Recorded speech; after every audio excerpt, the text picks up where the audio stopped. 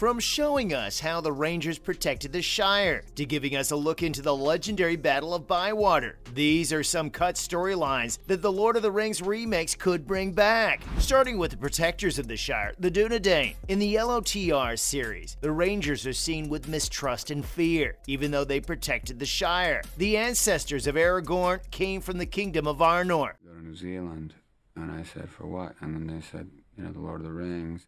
I just said, well, can I think about it for a minute? He said, well, not very long, you know, but you have till this afternoon.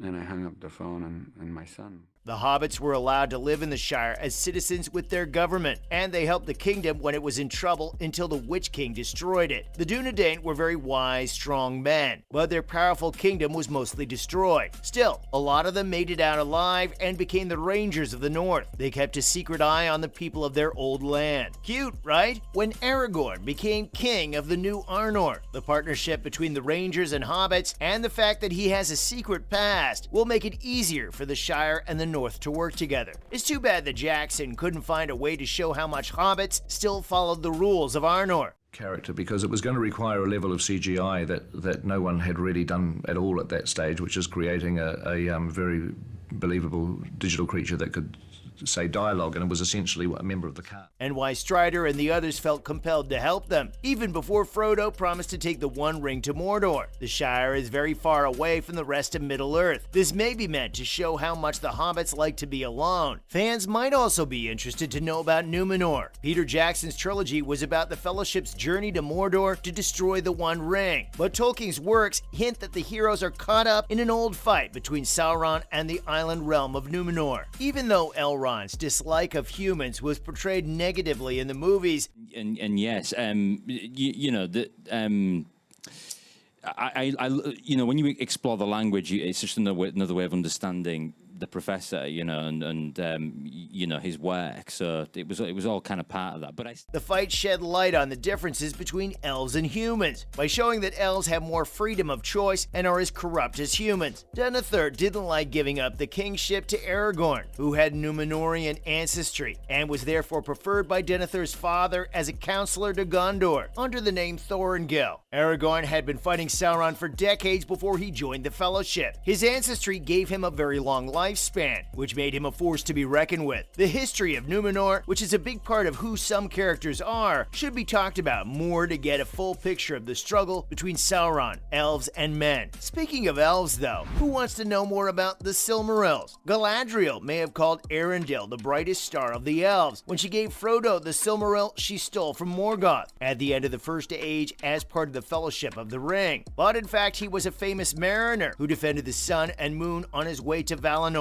Because he was half-elf, he gave his children the choice of staying elves or becoming human. He was the father of both the first king of Numenor and Lord Elrond. Given how important Arwen is in elven legend, strangely Jackson's films downplay his part as a key figure, which was hella disappointing, but not as disappointing as missing out on the scouring of the Shire. This was a chapter about how much Frodo, Sam, Merry, and Pippin's home had changed since they went on their journey to destroy the One Ring. It was left out of Return of the King, much to the disappointment of many readers, as the people, houses, and Bag End itself all got a lot worse. We never got to see our favorite place go dark. We missed out on seeing the hobbits getting fed up with all the new crime and corruption in their town, so they get together with other hobbits to make their views heard. We would also get to see a defeated Saruman and a loyal Wormtongue. Saruman eventually kills Wormtongue after he tries to reveal him to the hobbits, and Wormtongue kills his own master. Even though the hobbits tried hard to save their lives, in the end it wasn't worth it. This makes the Shire even more important. The destruction of the Shire hit them hard, but how they dealt with the ruins and Saruman showing up would make up one crazy spin-off series. Speaking of spin-offs, I would love a limited series featuring the Battle of Bywater. The battle was an important event because it was the last military battle of the War of the Ring, and the second and last battle to be fought in the Shire. During this battle of Hobbiton, Sauron Sauron's army killed dozens of men and hobbits as they tried to protect the Shire's West Farthing. If the Dark Lord hadn't been defeated in the war, the world would have been plunged into the Great Darkness, and the orcs, who didn't live near the Shire before, would have had no trouble taking it over. Some more fights and skirmishes aren't shown in the films, like the Battle of Dale, the Battle of Lothlorien, the Battle of Mirkwood, and the Battle of Dol Guldur. But Tolkien doesn't go into as much detail about them in the book, so they don't need as much backstory. A future movie or a limited series could show how sad it was for the hobbits to defend their homes at the Battle of Bywater. We love us some hobbits. Also, while I'm talking about spin-offs, how cool would it be to have some about some side characters, such as the Old Forest? It is a big part of the Fellowship of the Ring, but Jackson's series didn't include it at all. He also missed out on the stories of Tom Bombadil, Goldberry, and Old Man Willow. They were three nature spirits who helped set the stage for what happened in the next movie. It's a key text that shows how people and elves changed nature in Middle-earth after trees had been in charge for so long. The Old Forest doesn't like anything with two legs because it remembers how it was hurt in the past, especially by the bad Old Man Willow. The Witch King almost woke up the Barrow-wights in the Old Forest, and they almost stopped the hobbits from going through. That was until Tom Bombadil came to the rescue. The spirit gave them the dangerous Cardolan swords, which they used against the Nazgul. Even though Eowyn was the one who killed the Witch King of Angmar in the end, this short side story would help explain why Merry used that cool knife in the fight. Other interesting characters need a little more looking into, like Gildor and the elves. In the main movies, the Shire was placed in the middle of nowhere, but in the books there were more elves there than the ones the hobbits met. Gildor Inglorian, an older elf, saved Frodo from a ringwraith without knowing his mission. Gildor was thrilled to meet the brave hobbit, even more so when he found out that he was the nephew of his friend Bilbo Baggins. He quickly became the hobbit's friend. We know that the Rings of Power is different from Jackson's movies because Arondir tried to show how an elf like Gildor might deal with outsiders. The result was that everyone got along. When more ringwraiths attacked Weathertop, Aragorn found out about the quest through Gildor's network of elves, and Glorfindel rode to protect him because of them too. The books show a more connected Middle-earth than the films do, and it's such a shame. But nothing makes fans of the show angrier than the movies not showing a key aspect. Glorfindel wasn't treated like royalty. He died when Gondolin fell in the First Age, but came back as a hero and a messenger of the Valar 1,000 years later. He wasn't a High King of the Elves, but he fought with many other kings against the Balrogs and Melkor's army. Glorfindel lived in Rivendell as Lord Elrond's favorite guest in the Third Age. He found Frodo near the last bridge and helped him get on his trusty horse Asphalloth for the trip through the ford of Bruinen because he knew Frodo needed him. He almost joined the Fellowship, but he couldn't because he was too well known. We could just get a standalone movie for Glorfindel. He's beautiful, strong, and very good at fighting, and he's the best character in Tolkien's novels. With that being said, that's all I've got on the cut storylines from The Lord of the Rings that could be brought back.